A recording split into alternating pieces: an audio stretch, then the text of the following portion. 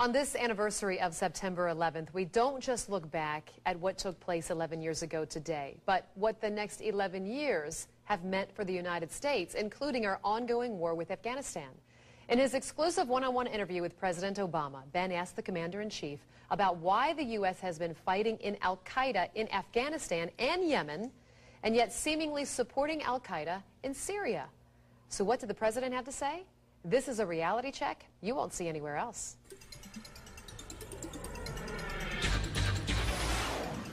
"11 years ago today, most Americans had never heard of an Islamist group with an Arabic name meaning the base. But within a matter of days and for the next decade, the name al-Qaeda would become synonymous with terrorism. And 11 years later, we're still fighting al-Qaeda in Afghanistan, Pakistan, and in Yemen.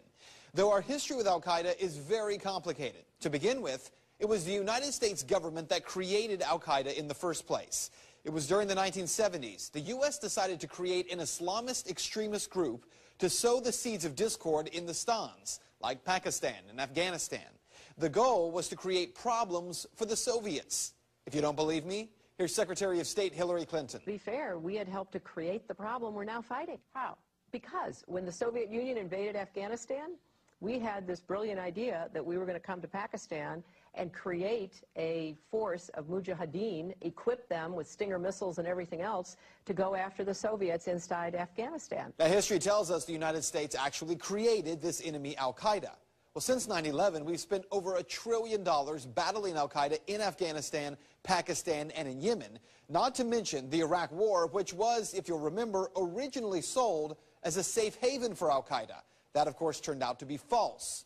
So if al-Qaeda is our sworn enemy, why is the United States supporting al-Qaeda fighters as part of the Syrian opposition, just as we did al-Qaeda fighters in the Libyan uprising? Well, that was the question I posed to President Obama during my one-on-one interview with him.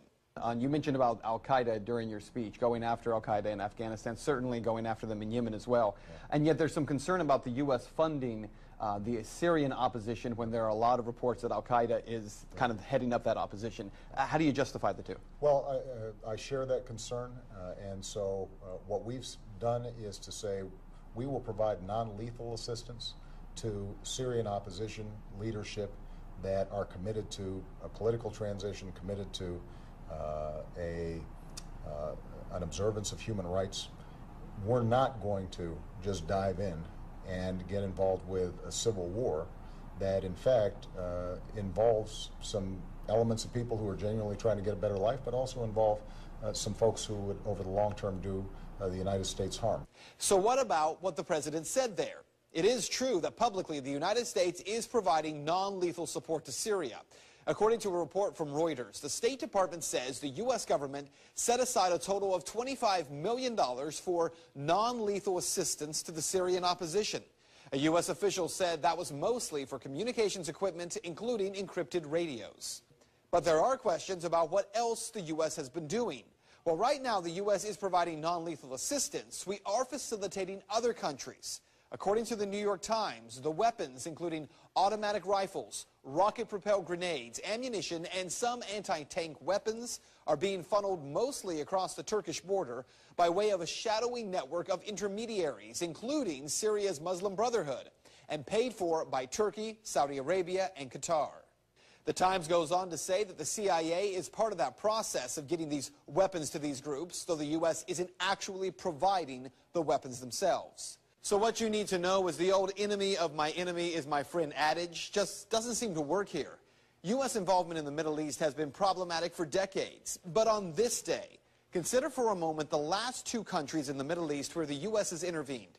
Let's start in Egypt, where we helped to overthrow the dictator Mubarak, who we propped up. Well, today, thousands of protesters gathered outside the embassy in Cairo. The American flag, flying at half-mast to mark the anniversary of 9/11, was ripped down and destroyed. And also today in Libya, an armed mob attacked the U.S. consulate in Benghazi and set fire to the building. And in both cases, those protests happened over a film that reportedly offends Islam. The point is that the same opposition we support today very well may be the same militants who we're at war with tomorrow. A foreign policy that doesn't seem to make a whole lot of sense. And that is Reality Check.